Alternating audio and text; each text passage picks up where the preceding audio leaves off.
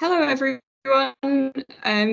Welcome to our webinar on LiDAR use in woodland ecology. I'm sorry we're starting a bit late. We've had a few technical difficulties getting one of our presenters into the call, but now they're here.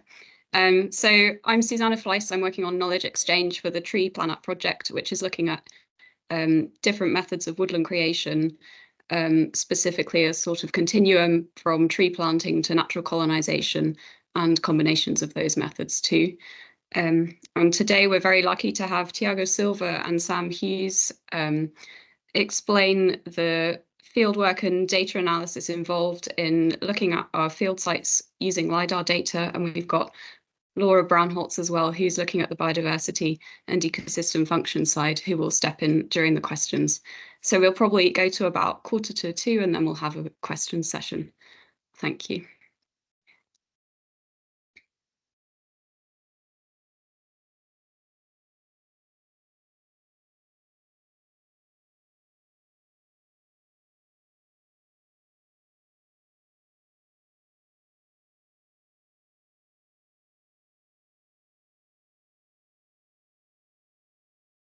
And I'll hand over to Thiago now for the presentation. Can you hear me well? Yeah. Okay, so I guess we could introduce yourselves first and then I'll launch the presentation. I don't know if you want to start recording now or if you want to start when we're doing the presentation. Sorry, we're recording already actually, thanks Thiago. Is it? Okay, yeah. All right, I Yes. see it. Because usually there's a pop-up, but I didn't get it this time. I Okay. know. Yeah. So thanks everyone for coming. So we had a little bit of some difficulties to start, but we're here. My name is Thiago Silva. I'm a senior lecturer at University of Stirling, and I like to call myself a digital ecologist. So my main interest is how plant communities and ecosystems are being affected by climate change and human impacts. But I like to do that using as much technology as I can, and as to make field work easier. I love to be in front of the computer more than I like to be in the field. So I try to use technology to help me out. And yeah, I'll lead the presentation together with Sam and Laura, but I'll let them introduce themselves and then we can jump in. Yeah, hi everyone. I'm Sam Hughes. Work in the Land Use and Ecosystem Services Group at Forest Research. Most of my work has revolved around sort of woodland creation in the UK, different woodland creation strategies, monitoring how they turn out in terms of ecology and biodiversity, and yeah, enjoy, similar to Thiago, employing as much technology as I can to help that, particularly in the form of LiDAR. So yeah, thank you. Hi everyone, I'm Laura Braunholtz, based at University of Stirling. I'm coordinating the data collection and analyses for the ecological component of the TreE PlaNat project. So was involved in collecting the data during fieldwork last year, and yeah, currently doing the analyses of that.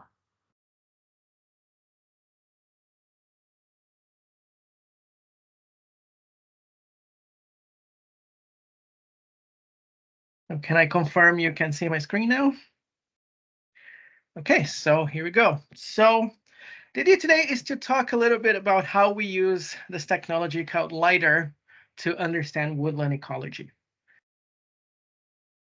And the main thing is that we want more woodlands, right? Like we have, this is the amount of woodlands we have in the UK right now, 25 million hectares.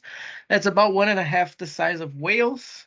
And it's more or less evenly distributed in all the UK countries.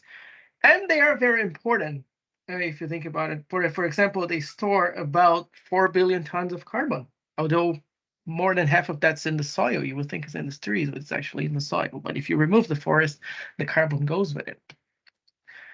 And we know woodlands are important for biodiversity as well. This is from the latest Forest Research Woodlands report for 2023, and we show that the diversity of woodland birds or the butterflies, it's been declining over time. So it's important that we restore and bring back and expand the area of woodlands if we want to improve carbon capture, if we want to improve biodiversity. And that's our goal and our challenge with PlaNat is finding out the best way, the most resilient way to make sure that when we create new forests, they come to stay, right? It's not enough to create the forest, but you need to make sure they're going to stay over time and they're going to thrive and they're going to be maintained. And so we're looking at all different aspects of woodland creation, both from a social perspective and an ecological perspective, to understand that. From the ecological perspective, normally when we have a woodland and we want to know how it's doing, we want to monitor it over time. And we do that doing measurements in the field normally. So you would go to a woodland site, you establish what we call a plot. So it's kind of like a square or circle area of a certain size that we use as a sample of that woodland. And we usually look at things such as like which tree species are there, how many of each individual. We'll measure the height of the trees, the diameter of the trees, because that gives us a good indication of like tree volume, biomass, carbon, wood stock. Sometimes we'll also look at the amount of canopy cover, like how sparse or how dense it is. But we can also then think about numbers that describe that entire plot of forest. For example, what's the density of trees? How many trees per square meter or per hectare we have? Or one measure that's very important for forestry, which is called basal area, which is if you would measure the cross-section area of each tree. So if you would like cut the tree in half, measure the area of that cut. We don't actually cut them, by the way. It's just theoretical.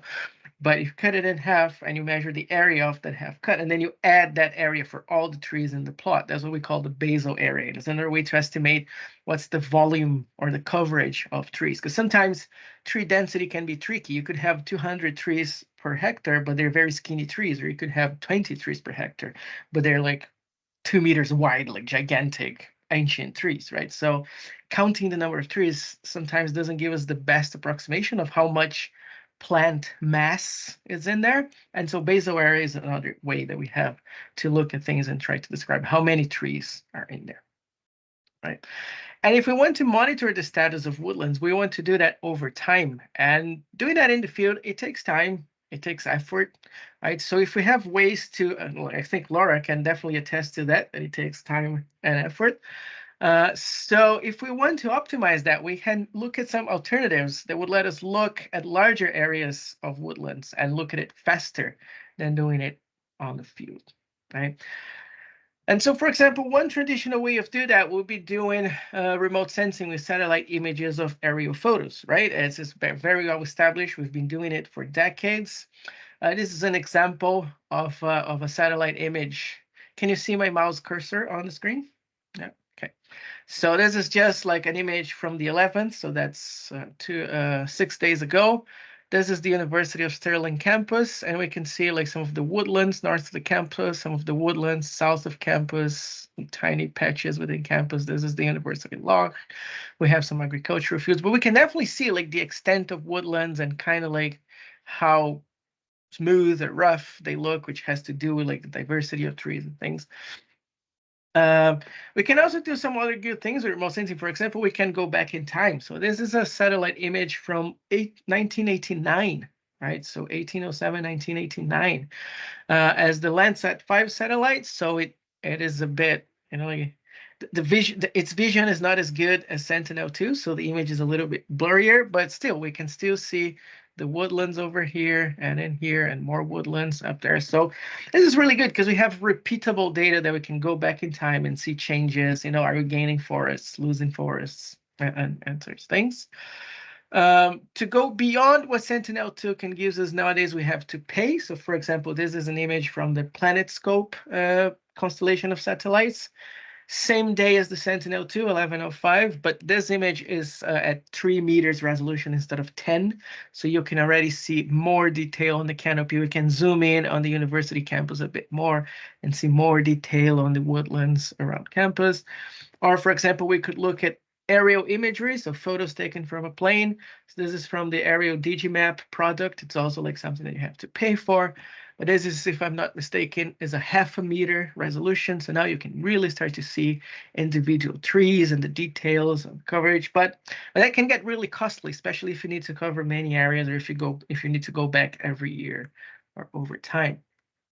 And there's also another problem with satellites that's especially where I usually work, which is in the Amazon forest, but also in Scotland, is that we cannot see through clouds, at least not with these types of satellites. And so, for example, the reason I'm showing you in this image of the 11th of May, like 6 days ago, is that because this is yesterday's image of the forest, right? So unless you're studying clouds, there's not much you can do with a satellite image. And that can be very limiting if you want to keep track of things over time, right?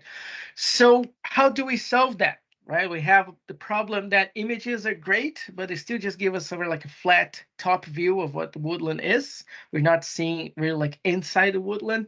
We have clouds, and if we want to see things in detail, it costs money, right? So how do we solve that? Well, with two things: drones and LiDAR. Drones, they have really become, like ubiquitous in modern society. It's very easy to get a drone, and as you can think of drones nowadays as flying cameras pretty much. So if you can fly a camera, you can maybe do some mapping. Right, so you can get drones for very cheap, but even professional drones are relatively cheap. You can reuse them as many times as you want. The cost of operation is almost zero. You have to have someone to pilot it, which may or may not cost money, but other than that, you need to charge the batteries, right? And as long as you have power to keep charging the batteries, you can keep flying and making new maps. So like the over time, the cost is very low. They fly very low, so they fly under the clouds, very close to the woodland. We can get lots of details. They're easy to pilot, especially relative to having to pilot a plane to get air photos. That's much better to use the drone. And we have many options of sensors, so you can have all types of cameras and things that you can put on a drone to look at the surface. And just for example, like this will be current, let's say like the state of the art for like a professional mapping drone, like an entry-level professional mapping drone. I'm not particularly promoting this brand, but this brand, DJI, has like almost like 100% market domination, so there's not many other options to compare it to. But you see, it's like small, like less than a kilo. It will fly for 30-35 minutes, and with that time it would cover like almost like probably around like 2 square kilometers with a pixel size of 5 centimeters, right? So you can really start seeing like even individual branches on the trees. It is easy to pilot. It has obstacle sensing, so it will sense if there's something in front of it, behind it, above it, below, so you don't crash it. You have to try really hard to crash it. And I mean, it is a professional tool, right? So you could do mapping for less money, but if you want professional level mapping and accuracy, it still only costs like £3,000. So that's probably what you would spend to buy images for like one time, like if you buy satellite images. Or you can get a bit pricier if you need super high, like centimeter level, like geographic accuracy in terms of like the positioning of the mapping. But for general mapping, yeah, with £3,000, you could have professional level drone maps, and that's it. That's very easy and affordable. But and this paper came out, I think, like a decade ago, and it has about like 1,000 citations now. And I like the title because they really foreseen it, like lightweight unmanned aerial vehicles. That's like the fancy name for drones. We revolutionize spatial ecology, and it's true because all of a sudden ecologists have this tool that costs very little that they can take everywhere, fly it themselves, and you can get very detailed information on the surface and repeat it as many times as you want and take it everywhere. And it has really exploded in what it lets us do and studying the surface of the earth and the ecosystems. But that's still a mapping drone that will make photos, right? So it's still that flat, like 2D image of the top of the canopy. So what we want to go beyond, then we can use the technology of LiDAR, which is an acronym for LiDAR detection and ranging. So you may have heard of radar or sonar. It's the same idea. Radar is radio detection and ranging. Sonar is sound something else ranging. I can't remember the right acronym, but the idea is that you send a beam, could be like a beam of microwave or a pulse of sound or a laser. We know that those things travel at a specific speed, either the speed of light or the speed of sound, which is known. So we can send that pulse, wait for it to hit something, and listen for the echo of that or the reflection of that back to your sensor, and measure the time that it took between you send the pulse, it hit something, and come back to you. And because we know the speed is constant, then we can tell the distance that the thing is far away, right? And that's how radars and sensors work. The advantage of LiDAR is that it shoots like a laser beam. So it's a very narrow, very focused laser beam. And that lets us pinpoint positions instead of just getting maybe like 1 point. Say if you're thinking about a radar in an airport, like flight controller, you have that blip on the screen, it's the whole plane. But with the LiDAR, we can pinpoint tiny things because it's a very like narrow focus beam. Right? So that's usually how it works. We have the LiDAR sensor, we're flying over the canopy, and we send a beam of laser, and then we know that it hits something at that specific point, and then we can record that point. So we have like an X, Y, Z position in space, right? A coordinate. That's pretty much what that point is a coordinate in space. It has like a latitude, a longitude, and a height, and that's what that point is. But the advantage is that with LiDAR, we can shoot many beams, like thousands of beams, and each one of those beams is going to hit something else, and is going to generate a separate point. And because the beams are very narrow, they can even go in between the branches, the leaves, and then hit things inside the canopy or under the canopy, or sometimes even hit the ground. And that will create what we call a point cloud, which is the main product of a LiDAR, of a laser scan. So the laser scan doesn't give us an image or a photo like normal mapping. It gives us this 3D point cloud that represents the 3D shape of things. LiDAR has been used for forestry for a long time and for other things. It has become very popular now because of the push for like self-driving vehicles. And then that's what a self-driving car will use LiDAR to navigate the environment. So the LiDAR senses here on top of the car, and it's looking around and creating this map of the environment as it goes, so that the car's turning a street, and you see here a wall and what's around, and can use that information. But LiDARs are really everywhere now. So for example, if you have a robot vacuum, there's a high chance that it uses a LiDAR. It has this blip on top. It uses a LiDAR to map the rooms and know where to go and where to clean. And even like the latest iPhone models now have a LiDAR scanner on the phone. So LiDARs have become really cheap and affordable. And it's good because now we also have drone LiDARs that are cheaper and more affordable that we can use to do this sort of monitoring. And so I'll just switch a little bit. I think the best way to look at a point cloud is to actually look at it in real time. So this is one point cloud from one of our LiDAR flights from one of our TreE PlaNat plots. And we're looking at it from straight above as if it was an image. So you can tell, we can see there's trees and gaps and paths and some constructions and a road.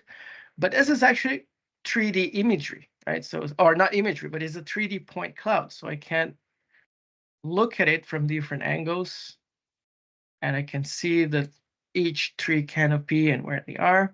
And if we get close enough, then we see that they're just points, right? They're like thousands and thousands and thousands of points. This one, I don't know if you give me the information. Yeah, this one is about 233,000, million points for this specific point cloud. Right? But then we can look at that and see where the trees are and the height of the trees in relation to the terrain.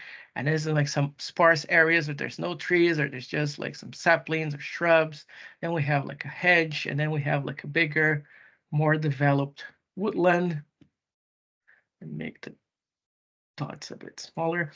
And the cool thing is that there will be like the lasers will go through the top of the canopy as well. So if I can take a profile of that LiDAR, right? So now I'm looking at like a tiny slice of the point cloud from the side. We can see that we're getting the top of the trees and the canopy, but we're also getting some points under the canopy because the laser is going through the canopy and hitting things under the canopy. And we can see how the terrain and the ground is sloping down, and we have more trees and like individual tree here. And then we get to the sort of like open area with no trees. So we can, the good thing about LiDAR is that we can capture not only, the extent of woodlands or where they are, but also like, how tall, how dense, how complex they are. What we call this vertical complexity is really important because that relates directly to biomass and woodland quality and things like that.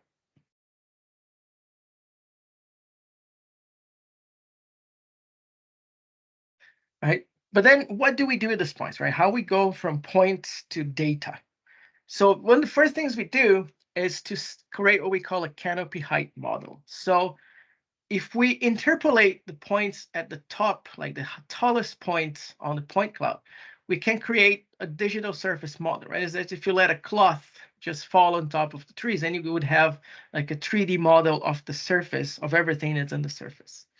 But we can't use computer algorithms to say, well, separate like the objects on the surface from the points that represent the actual ground, which would be the brown points in here.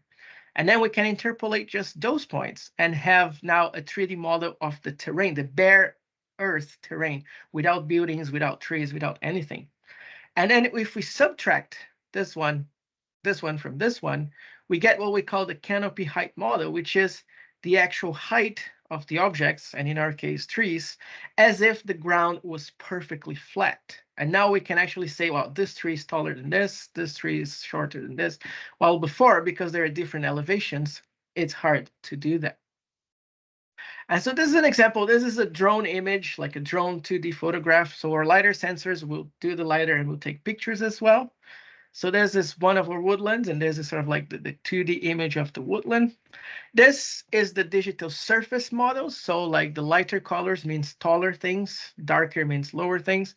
And you can see we're going from 70 to 120 here, because this is, in relation to like sea level or some reference like that. So this is not the actual, like this tree is definitely not 120 meters tall. I don't think there's any trees in Britain that are 120 meters tall, or in the world probably for that matter. So that's not the actual height of the tree. But if we remove that and we do the digital terrain model, then it looks like this. This is now just the bare earth terrain. We remove the trees, remove everything. We can see that there's like a lower, kind of, this could be a creek or just, like water drainage, but we see there's like a lower part in here, and then the terrain slopes up from here in different directions. And when we subtract the two, then we have something like this. So now, if you see the scale, that goes from 0 to 35, because really that's flat ground. Like there's where the ground is, like there's nothing lower than this, because this is the ground. And then this is the relative height of things to that ground, and then we get a maximum of like 35. So yeah, we have some tall trees that are about like 35 meters tall, right? And that is already like gives us a lot of information, because we know that woodland height correlates with biomass, with age, with biodiversity, with many things. But we can go a bit beyond that. If we go back to the point cloud, for example, this again, that site, we have a few field plots where we actually measure the trees in the ground, and we could pull all the points from within that plot, and we could calculate some statistics about the amount and the distribution of those points that we call LiDAR metrics, right? And again, is the idea of trying to capture that vertical complexity. So one of the main things that we can look at is the density of points, like how many points per height of elevation. So this is an example from a paper that was comparing spruce forests and pine forests. And if you did, like, if you compare, like, if you count the density, like how many points going from 0 to 45 meters, you would expect in a woodland like this that has a canopy around here, but then nothing down here and no underbrush, clear wood, you have a lot of points when there is canopy, and then a lot less points once you don't have canopy anymore. And then you have another peak, which is kind of like the herbaceous layer, the herbs, and then the ground itself. And then for pine, it has sort of like a narrower, like shorter canopy. So you have this narrower density of points, more points clustered up here, then a gap, and then the bottom. Or if we look at this other example, it was from a study in Brazil. And then you have like a grassland, a savanna, and a fully formed forest. And those will be the point clouds of the tree. And you have to twist your head a little bit to see that, because the height is on the x-axis, but it's the same idea. So for a grassland, all the points are very close to the ground. For the savanna, we have most of the points close to the ground, which is that grass layer, but we have some scattered trees. And so you start to have more bumps at 5 meters, 10 meters, where those canopies are.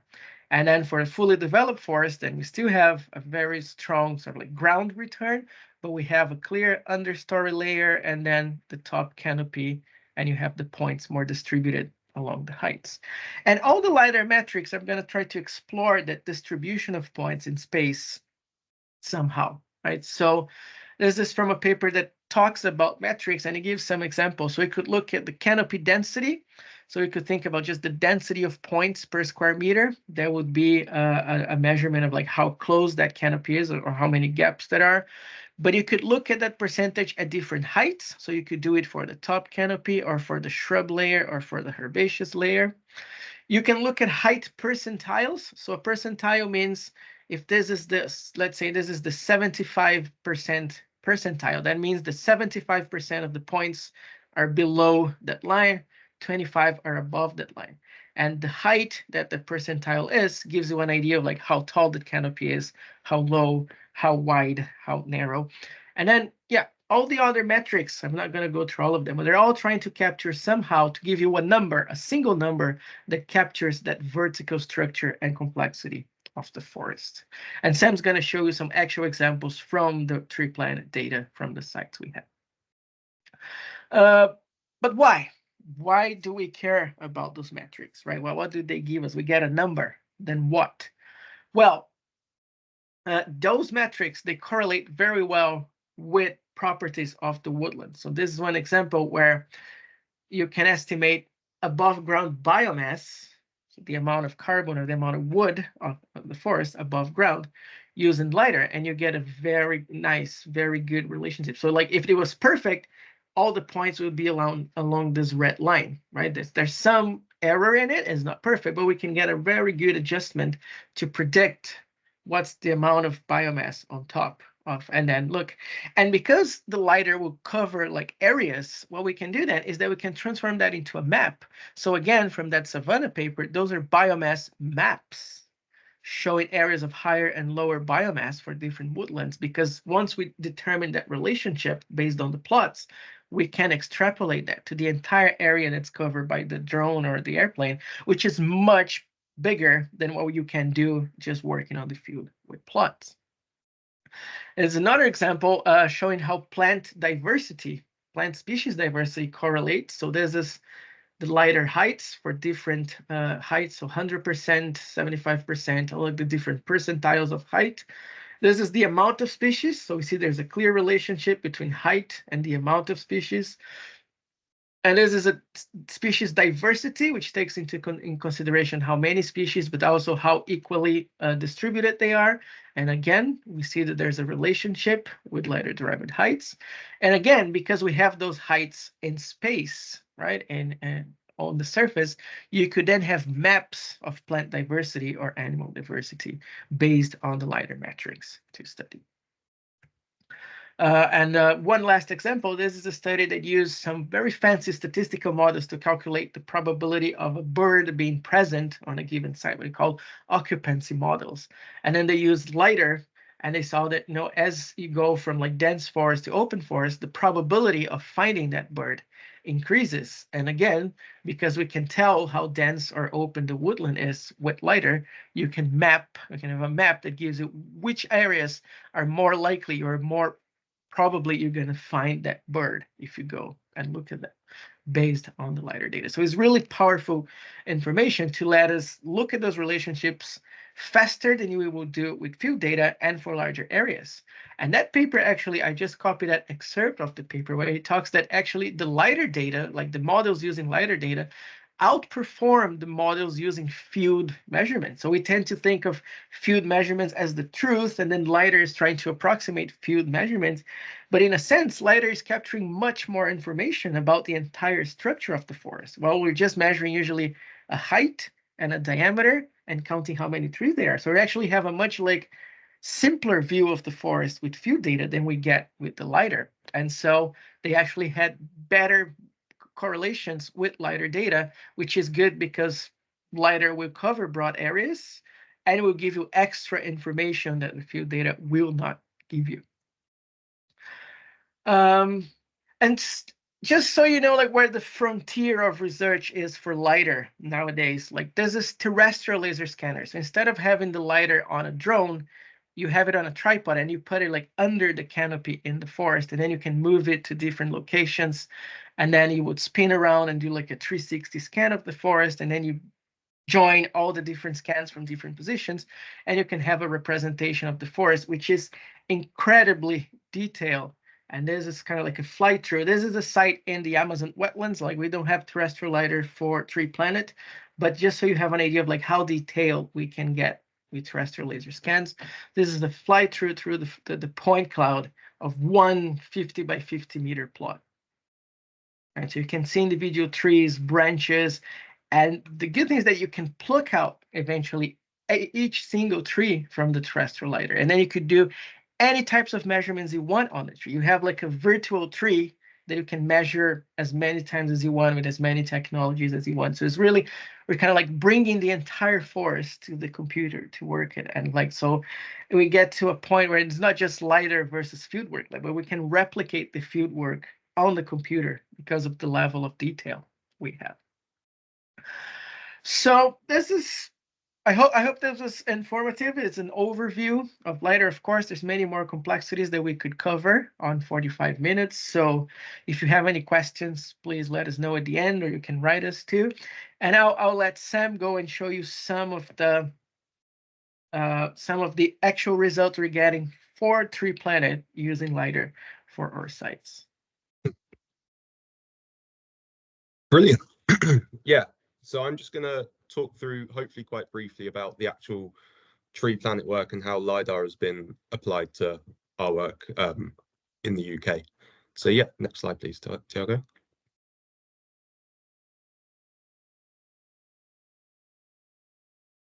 Yeah, so just a brief reminder, if you don't know, or just to let you know what the PlaNat ecology work was actually attempting to do. It was comparing the ecological outcomes of 3 different woodland creation strategies. So the first is conventional planting, what you'd see in just the conventional grant schemes that have been used over the past 40 or so years. The second was natural colonization, so just leaving a patch of ground and seeing how it develops just on its own from local seed sources moving in. And then the third was actually a mixture of the two, so supplementary planting to aid the colonization process. So the sites we were looking at were distributed fairly evenly across lowland England, where a lot of the grant schemes are taking place. And they're all, I think they covered between 10 and 40 years in age, and I think it was distributed fairly evenly across the 3 treatment types. So yeah, next slide, please.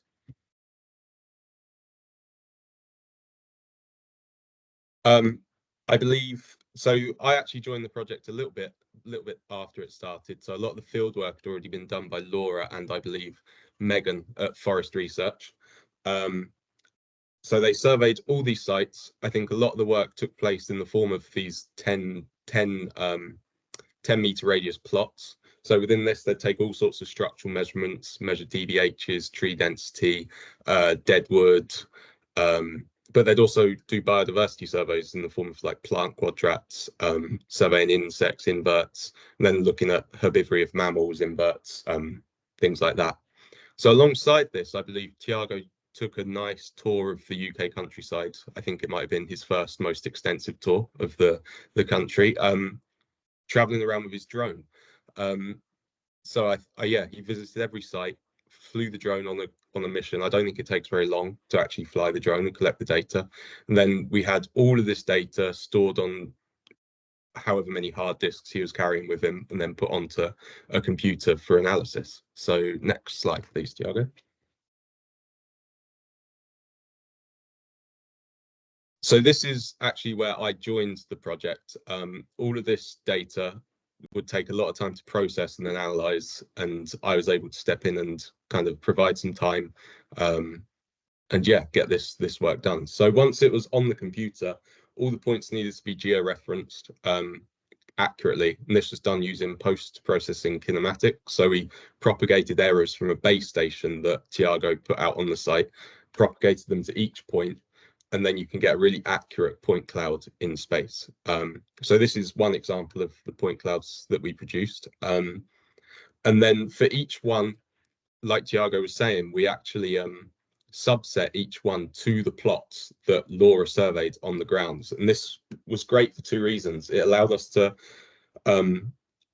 just a relational sort of database between the field work and the LiDAR work, so we can link LiDAR metrics to biodiversity and structural metrics that Laura created.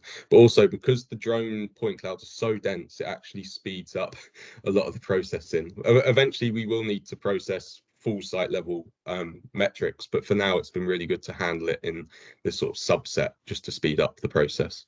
Next slide, please. So, as Thiago was saying, we need to turn these point clouds into usable, ecologically meaningful metrics. So for each plot, I extracted a range of metrics, and these sort of just cover them all. I won't go over all of them in detail, but I mean, to start, all of them are largely drawn from the height profile. So that's the sort of density distribution of points through the canopy. So from this, you can extract that sort of relative height at the 75th percentile, like Thiago was talking about. You can look at the coefficient of variation of point height, so how they spread across the distribution. They're not all just clumped at a mean. You can also extract this thing called a Rumpel index, which is basically the ratio between a cloth over the canopy, what area that covers, and the actual planar surface of the ground below the canopy, so how bumpy the canopy is. Yeah, a range of metrics, and I'm just going to take you through a few of them in a bit more detail now. So next slide, please.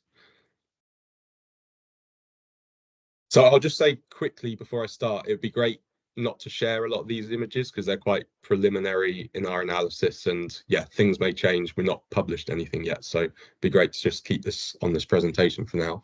But this is just to start the differences between the woodland creation types and their canopy height. And as I said, the canopy height is measured here as the metric, the RH75, so the height relative to ground at the 75th percentile.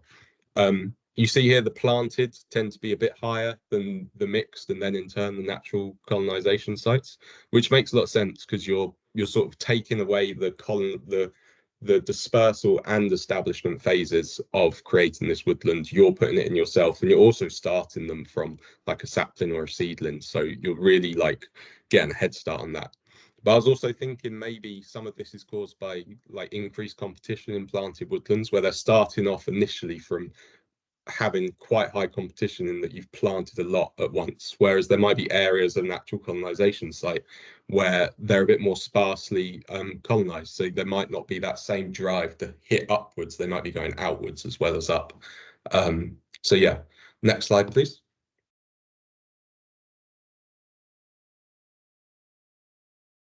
And just to dig into that a bit more with a bit more depth than just the height, this is the sort of looking at the vertical profile, so how are points distributed through the canopy in different substrata. So if you look at the planted, it seems to be very top heavy, so a lot of the density is within the canopy, so above 8 meters. These sort of distance bands were picked fairly arbitrarily based on the woodlands that we had. They're not hitting great heights. A lot of them were sort of the 15-meter mark of canopy height. So I've just picked this to be fairly even and fairly representative for now. In the natural colonization site, you actually see a bit more of an even distribution through different strata of the canopy. So you see a lot in the canopy, but then still a fairly even amount in the shrub level, the 4 to 8 meters, and then again an even amount between the 0 and 4 meters. I think there's two ways of thinking about this. If you look at the image on the left, you could say that it just means that the points are just evenly distributed through the canopy in sort of one space. So you get some at the top, some at the shrub level, and some below. But I think this might actually be caused by sort of gaps in the colonization site. So it might be just more discretely spread out in space. So you might have an area here of canopy and not much below, an area here of shrubs, and an area here of sort of ground and ground flora. And if you go to the next slide, Thiago, hopefully I'll be able to explain what I mean by this. So yeah, this isn't taken from Thiago's drone. This is just from the National LiDAR project in the UK. So it's a lot less dense, but I think it explains what I'm trying to say a bit more. In the planted sites, these are two sites of the same age. In the planted site, you might have a completely just canopy dominant woodland where there's canopy across the whole site. Whereas in the NC site, the naturally colonized site, you might have an area of canopy that's developed really well, then an area that's just not developed as well, areas of shrubs, areas of more ground flora type, like grassland, where it's still left over from maybe if there's a meadow before or something like that. So I think this is a real good sort of differentiation between the two sites. It like paints the picture quite nicely. If you go, I think skip the next two slides, Thiago. I think I'll go straight to, yeah, this. So this is we've only just started looking at the relationship between some of the LiDAR metrics and the ecological data that Laura collected on the ground. And this just really shows the utility of collecting this data. So this is a relationship between the coefficient of variation of height, so how spread out is height through the canopy, and understory plant species richness, separated out by the treatment type. So you see here, it's quite a neat relationship. It's not huge. It maybe couldn't be used quite as a predictive relationship because there is some noise around it, but there's definitely there's something in the form of structural diversity influencing the mean understory plant species richness. So I was really trying to think what this actually means, because as Thiago was saying, you've got a metric. It's just sort of a mathematically derived metric from a point cloud, but what does this mean in ecological terms? So if you go to the next slide, Thiago. My first thought was, is the coefficient of variation of height just meaning that there's more gaps, a higher gap probability? So you're getting the woodland plants in the shaded areas, and then also the sort of meadow plants from the previous land use in the more gappy areas. This was the first thought I had. It doesn't seem that this correlation between gap probability and the plant species richness is as strong as the coefficient of variation. So maybe this isn't what's going on. Another possible explanation is that higher structural diversity relates well to tree species richness, and maybe higher tree species richness is providing a wider array of sort of maybe mycorrhizal fungi, which is influencing a more diverse understory, ground floor understory. But yeah, this is to be picked into. Going to take a little while to tease it apart what's going on, but it's a fun relationship and a lot of fun to be had exploring it for sure. So yeah, next slide, please. So our next steps, we're going to formally test these biodiversity LiDAR relationships. I think this is going to go alongside a lot of the work Laura's doing, looking at what's causing different levels of biodiversity in the different woodland treatments. So it's going to, I guess it's going to complement that work going forward. We're going to do a lot of site level comparisons of structure. We need to process the point clouds for the whole site and then formally test those differences. So differences in structural diversity between treatments, differences in height, differences in gap probability, things like that. And then we can also extrapolate the metrics to maps. So we can get cool profiles of each site, maybe map in the basal area, like Thiago was talking about earlier, which will relate to biomass and carbon sequestration, mapping potential biodiversity metrics. Yeah, so a lot of cool, exciting stuff to come out of the project going forward. And that's it from me, Thiago. I believe Thiago has a fun quiz for you all coming up. Thanks, Sam. So, well, you just got like a glimpse of like breaking new data that we just started to looking at ourselves like right now. So this is all very exciting. And just to finish off, I thought I would show you like this profile and ask if you could tell me anything about this vegetation or what's on top of the ground in there.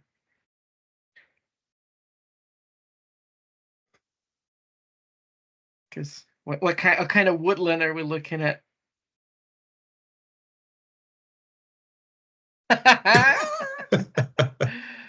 Well, give you a hint. This is what this profile is showing on the canopy height model. And yep, Kate gets the prize because this is the aerial image and it's actually cows on the field. So when we were doing that flight, we had like, this is the 3D view. So this red blip here, it's myself. I'm flying the drone from here. And then there was like cows all around it. I got very curious about what we're doing and all the gear that we're bringing. That was like the view from the ground as I was flying. So I guess if you're more into, livestock than woodlands, maybe LiDAR will still be useful for you. But I hope this was a good overview, and we're happy to take questions now about the work. Feel free to email me if you have questions afterwards. I'm always happy to talk to you about that. But yeah, happy to take your questions now. Thank you, everyone. Thanks so much, Thiago and Sam. That was really insightful, and yeah, a really nice introduction, covering, from the very basics into really exciting new detail. We've had some questions in the chat which you've been answering about sort of species level identification, both of trees and shrubs and ground flora. So I wonder if you could just talk a bit about how easy it is to do that, and whether we're going to use that on this project. Sorry, which question? Are we going to use any of the? Are we going to correlate any LiDAR metrics to species identification in our project? Right. So I think initially not in this project, because to develop proper models to do species identification, we would have to have the very precise position of each tree on the field, and then know the species of each tree so we can match them to the images in the LiDAR data, and then use the machine learning. So it's definitely something that I've seen, and we're exploring it with other data sets. For example, my colleague Poliana Bispo, who's on the chat, she's a lecturer at the University of Manchester, and we have a student from Brazil now that's going to be looking at some data to do species identification and dry forests in Brazil. But you need that very precise georeferenced position of each tree so we can do that mapping, right? Thank you. We've got a question. What would be the criteria for mixing drone-based LiDAR with ground-based LiDAR? Is it to do with the research question, or the actual forest or woodland, or both? I mean, they can be used like they kind of have separate objectives. You could definitely merge them. But when we're working with the terrestrial, and to merge them, you would be is really a point of like how precisely georeference your data is, so you can match the position of the two clouds afterwards. But I would say that like with the terrestrial LiDAR is really about like capturing the forest in the most detail possible, kind of like this sort of like virtual twin, as the industry calls it now, of the forest, like digitally, that we can use. While the drone LiDAR, it's still more about like getting larger coverage that you could get with field data. So in the end, like the terrestrial LiDAR, it doesn't give us more coverage than what field work will do. It just gives us like a almost perfect representation of the forest, but for that same kind of like 20 by 20 or 50 by 50 meter plot. And the drone then is about like finding those relationships and extrapolating them for larger areas. You could use the terrestrial LiDAR that way too, and you could treat each terrestrial scans as sort of like a plot or like a field survey. But I think the real promise of the terrestrial laser scanning is then to be able to pull out like the 3D shapes of the forests and look at individual trees. Yeah. Brilliant, thank you. And we've got a question about leaf area index. Would that be calculated particularly accurately with LiDAR compared to more traditional approaches?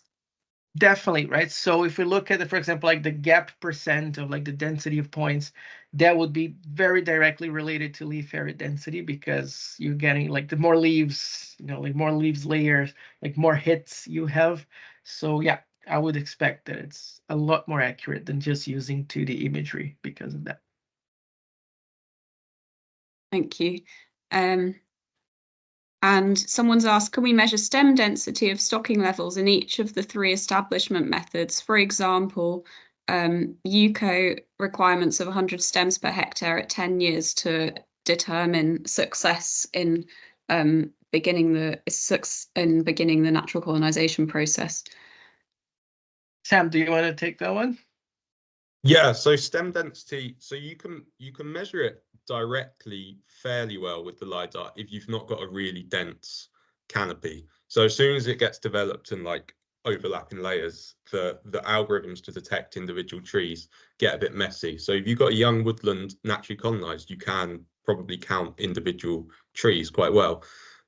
for measuring stem density in more complex canopies, you can relatively accurately model some of the LiDAR metrics against field measurements of stem density, which then can be used, like Thiago was saying earlier, to extrapolate across the whole site. These aren't as accurate, but you can get a relatively good idea. So yeah, it depends on the context, I guess. Thank you. And I've got a question for Sam and Laura, I think, which is, you've just showed us this really exciting correlations between some of the LiDAR metrics and ground flora. But you've got so much complexity to deal with and actually so much information. How do you, is the data exploration phase actually really taxing? Do you have to think really carefully about all the different metrics you might want to explore, and how do you choose how to go about it? Do you want to go, Laura, or do you want me to go? You can go for it to start with, and well, I think taxing's the wrong word, because I find it's what I really enjoy doing. Just like it's almost like throwing spaghetti at the wall and seeing which bit sticks. But I mean, yeah, no, it's really fun, but it is complex. You do end up with scripts on scripts on scripts, and you try and keep them all organized and trying to do each their own specific thing. But yeah, normally it starts messy and it gets cleaner as I go, I think. As I go back and clean post-hoc what I've done and make it all make sense. Yeah. Yeah, I would just add to that, like, I guess we have some fairly clear ideas of the kinds of questions we want to ask of the data. So then it's just, there are many tangents that you can then find yourself going down. So at the moment I'm trying to stay focused on our overall questions, and then hopefully at the end there'll be time to go down those rabbit holes. But yeah, we've certainly got some really interesting data sets to be working with, which just like complements some of the other sides of the project, like the social data sets as well. So there's a lot of interesting questions to be answered with the TreE Planet project, I think. Brilliant, thank you. So sorry, I just put on the screen because there were like a couple questions. One was about like free LiDAR data. So England has the National LiDAR program. So it has pretty good coverage, and it's all free data, and you can download. They have like the actual product, so like the surface models, the terrain models, but you can also find the actual point clouds. That image, that example that Sam showed, comparing like two different sites, that was from like the freely available LiDAR data. So you can definitely get it and play with it and use the data. Yes, someone just asked, like the LiDAR, the LiDARs that we use, they do work, they are infrared, so they are near infrared lasers. That's why they pick up vegetation so well. There's other types of lasers, for example, LiDARs for doing water depth. Then they're like blue light LiDARs because they have to penetrate water. They're a bit dangerous to eyes too, so not as recommended. And someone asked about costs and cost effectively. So I'll give you, like, again, I'm not promoting this particular vendor, it's just because I can pull it out quickly, but a system compared to what we have. So we have like, is the older version of this drone, but is the Matrice. We had the 300, now they have the 350. So the drone itself would cost about like $10,000. The LiDAR sensor itself, again, we have the older versions, the L1, now they have the L2, which is a bit better. It's going to cost another $1,100. If you probably want a ground GPS station too, that connects to the drone to give you like very precise location of the points, which would cost, I think, another $2,500. And then you probably need to invest a little bit in a decent computer. Like, this is a very large data volume, so you need like probably like a workstation, something like £3,000-4,000 to do that. The software, they charge you, I think, like an annual fee. I think it's around like £500 to renew, like to use. This is something that I don't like about this company, for example, is that you have to keep renewing the software license just to be able to read the raw data and make it into a point cloud. But there are other LiDARs in the market, even like bigger drones, better LiDARs, but then they start to get more expensive than that. But I would say that, yeah, like I think with maybe like 30,000 pounds, you could have a full package. And then once you have that, again, they're not very hard to pilot. Most of the thing, it flies automatically most of the time. So you would plan the flight. You tell like the drone what you want to cover and give some parameters, and we'll decide the mission and how it has to fly. And you pretty much you press a button, it takes off, does the mission, comes back and lands. You should be able to pilot it in case something goes wrong. For example, I had to dodge some planes when we were flying over England. I was surprised like how much recreational flight there is in southern England. And yeah, I had to dodge a few planes because we're flying near an airfield. So you need to be able to pilot, and that you need to do some training that costs, I think, like £1,000 to get the certification. But once you have that, like the cost of flying, again, is the cost of charging the batteries every time you take off and fly. So if you put it over time, and like thinking of a monitoring program and paying people to be in the field every month or every 6 months or every year, it might become like more cost effective, and you still get richer data and more coverage than you would get with field surveys, right?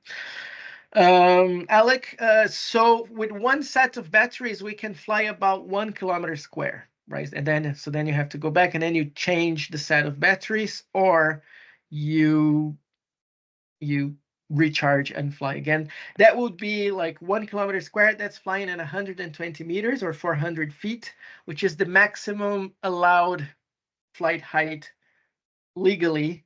Depending on your certification to pilot, you can fly a bit higher and ask for permission to fly a bit higher and cover bigger areas, but the standard is like 400 feet.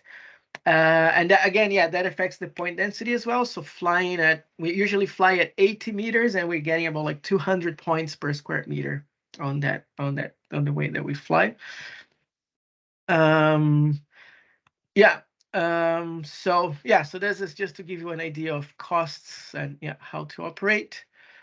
See if there's any more questions. Free LiDAR outside of the UK, then I mean, I know the US has very good LiDAR data. The United States has a program called NEON, which is the National Ecological Observation Network. And these are like permanent study sites for all the different biomes in the US, and they will do repeat LiDAR flights of those sites as well. So if you look for NEON, they will have free LiDAR sites for free LED. There's a website called Open Topography that has some LiDAR data for different places over the planet. Other than that, I think is in a country by country basis. For example, I know for Brazil, some states have LiDAR coverage, others don't, but sometimes it's very low, like something like 0.5 point per square meter. So they're really just to see, like, to do sort of like topographic maps and things like that, not to see like trees and details. Surveying forestry and woodlands, how do you manage to maintain visual line of sight? So usually flying at the heights that we fly, 80 to 100 meters, you can still maintain pretty good visual line of sight, especially if you can find a vantage point on the terrain that you can keep flying. And it's a big drone, so it's easier to keep line of sight for that one. Yes, you do need a license to fly. It's not about so much because of the size of the drone. You need if you don't have a license, you're going to be very restricted on where you can fly the drone because of the size. Trying to cover as many questions as I can. For tropical applications, how reliable? Yes. So yes, I mean, if the forest is super dense, at some point you may have like less returns for the very low vegetation. So there's definitely like a limitation on how much you're gonna get, and yeah, it can be. But then again, there's more powerful LiDARs in that case that you could fly to look at that. Free tutorial for LiDAR data. So Sam said, like, the LiDAR package has a book that says that. Again, the NEON, the National Ecological Observatory Network, they do have a tutorial too. So if you just Google for NEON LiDAR tutorial, they'll have a tutorial on how to use the data as well with explanations.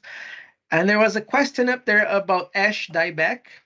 It certainly could be used to look at dieback, but I think dieback might be the kind of thing that you can monitor using just like 2D images because of the changes in color and things. So you might not need to go as far as having LiDAR data if you just monitor them and counting dieback and looking at things.